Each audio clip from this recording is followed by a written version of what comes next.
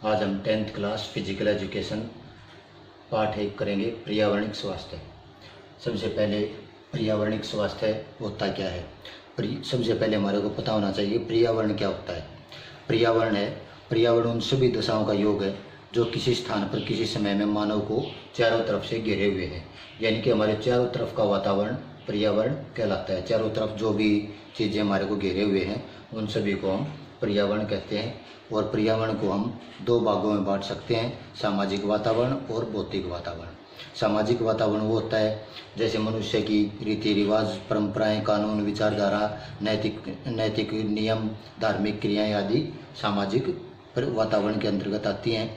जबकि भौतिक वातावरण यह हमारे चारों ओर की वस्तुओं से मिलकर बना है, जैसे भूमि, पर्वत, नदियाँ, मैदान, मौसम आदि। इस प्रकार हम पर्यावरण को दो भागों में बांटते हैं, सामाजिक और भौतिक पर्यावरण। उसके बाद है आस पड़ोस का स्वास्थ्य। आस पड़ोस का स्वास्थ्य है, आस पड़ोस मीन्स हमारे आसपास रहने वाले व्यक्ति।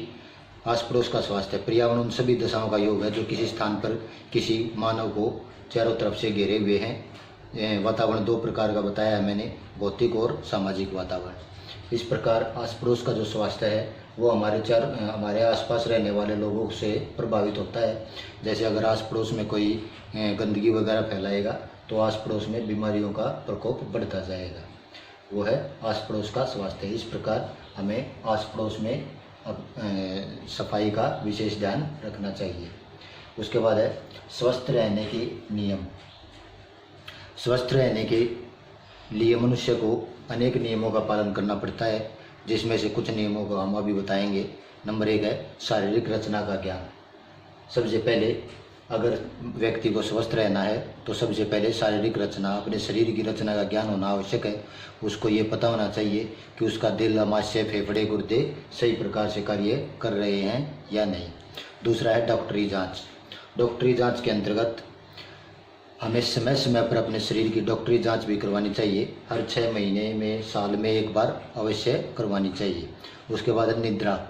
हमें निद्रा, रात को सोते समय रात को जल्दी सोना चाहिए और सुबह जल्दी उठना चाहिए।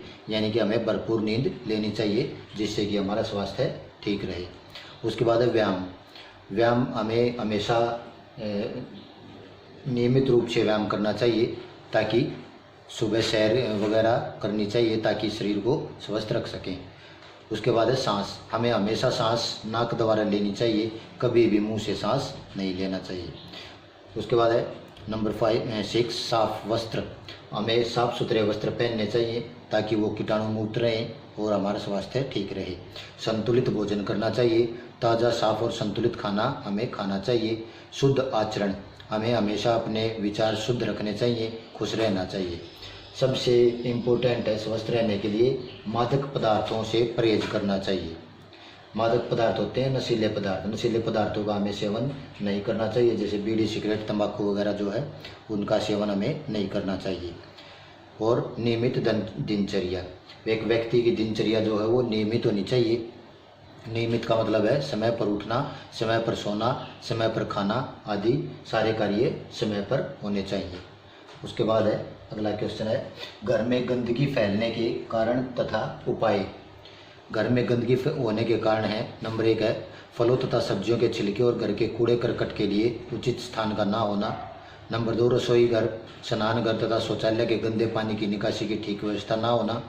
नंबर 3 गोबर और मलमूत्र आदि के लिए उचित व्यवस्था ना होना। नंबर 4 घर वालों को सफाई के नियमों का ज्ञान ना होना। नंबर 5 छोटे घरों में अधिक सदस्यों का होना आदि। अब हम घर की सफाई के उपाय, घर की हम सफाई कैसे रख सकते हैं, उसमें नंबर 1 है फलों तथा सब्जियों के छिलके तथा कूड़ा करकट ढक्कनदार टोकरी आदि में डालने चाहिए। जो कूड़ादान है वो ढक्कन वाला होना चाहिए ताकि उसमें कूड़ा करकट डाल के उसको ढका जा सके। दूसरा है घर की रसोई, स्नान घर और शौचालय के पानी के निकास का उचित प्रबंध होना चाहिए।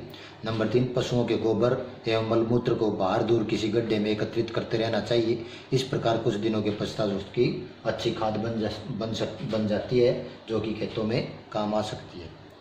इसके बाद है स्कूल बनाते समय हमें किन बातों का ध्यान रखना आवश्यक है।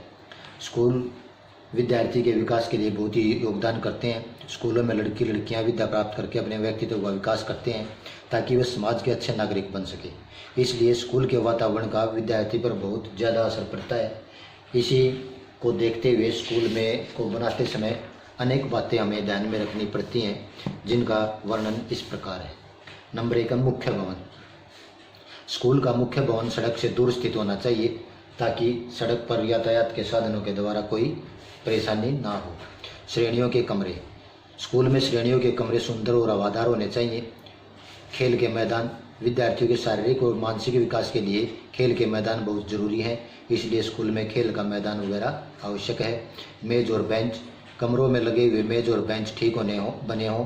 इनकी रचना ऐसी होनी चाहिए कि इन पर बैठकर बच्चे आसानी से पढ़ लिख सकें। वायु तथा प्रकाश। कमरों में वायु तथा प्रकाश का भी उचित प्रबंध होना चाहिए। प्रकाश बाईं ओर से पड़ना चाहिए ताकि शुद्ध वायु का भी उचित प्रबंध हो सके। पेयजल। विद्यार्थियों के लिए ताज़े तथा शुद्ध पानी का प्रबंध कई स्थानों पर होना चाहिए। पानी के गिलास लाल दवाई से साफ करने चाहिए। कीड़े मार दवाइयों का प्रयोग करना चाहिए ताकि मच्छर मक्खियाँ वगैरह पैदा ना हो। स्कूल की सफाई हम किस प्रकार रख सकते हैं। स्कूल के आंगन में कागज आदि टुकड़े नहीं फेंकने चाहिए। स्कूल में सभी कमरों, डेस्कों तथा बेंचों को प्रतिदिन अच्छी तरह साफ करना चाहिए। स्कूल में घूमते हुए इधर उधर थूकना नहीं चाहिए। स्कूल में पानी पीने वाले स्थान साफ सुथरे रखने चाहिए। उसके बाद है वायु प्रदूषण। वायु प्रदूषण होता है वायु में अवांछित पदार्थों का मिलना। वो अवांछित पदार्थ धुआं, धूलकण आदि कुछ भी हो सकते हैं। वायु प्रदूषण के कारण है फैक्ट्रियों आदि का। नंबर 1 है फैक्ट्रियों आदि का धुआं। फैक्ट्रियों तथा कारखानों से निकलने वाले कई प्रकार के विषैले पदार्थ होते हैं जो वायुमंडल की वायु में मिलकर उसे अशुद्ध कर देते हैं। नंबर 2 है पेट्रोल आदि से चलने वाले वाहन। मोटर कारें, बस आदि जो पेट्रोल आदि से चलती हैं वो अत्यधिक धुआं छोड़ती हैं, जिसके कारण वायु प्रदूषण होता है। तीसरा है मृत शरीर। मृत जीव जंतुओं तथा मनुष्यों के शरीर वातावरण को दूषित कर देते हैं। मृत जीव जंतुओं के शरीर वातावरण को अत्यधिक दूषित करते हैं क्योंकि ये खुले स्थान पर गलते सड़ते रहते हैं। गंदगी के ढेर। गंदगी के जो ढेर होते हैं उनमें से स्मेल आती रहती है, दुर्गंध आने लगती है, जिससे हवा दूषित हो जाती है। सबसे इम्पोर्टेंट कारण है इसका वृक्षों का काटना, क्योंकि वृक्ष हमें ऑक्सीजन प्रदान करते हैं और वृक्षों की अगर कमी हो जाती है तो ऑक्सीजन की ऑलरेडी कमी हो जाएगी। अब है वायु प्रदूषण के रोकथाम के उपाय। वायु प्रदूषण के रोकथाम के अनेक उपाय हैं, जिनमें से कुछ का वर्णन हम इस प्रकार करते हैं। नंबर 1 है औद्योगिक क्षेत्रों को आबादी से दूर स्थापित करना चाहिए। जहाँ व्यक्तियों का जमावड़ा हो, जहाँ व्यक्ति रहते हैं, वहाँ पर उद्योगों को स्थापित नहीं करना चाहिए, उनसे दूर करना चाहिए। दूसरा है कारों, बसों, ट्रकों आदि के धुएं को रोकने के उपाय करने चाहिए। मनुष्य एवं जीव जंतुओं के मृत शरीरों को जलाने या दबाने का प्रबंध करना चाहिए तथा गंदगी के ढेरों को इकट्ठा नहीं होने देना चाहिए। घर का कूड़ा करकट आदि फेंकने की उचित व्यवस्था करनी चाहिए। ये था फर्स्ट लेसन पर्यावरण।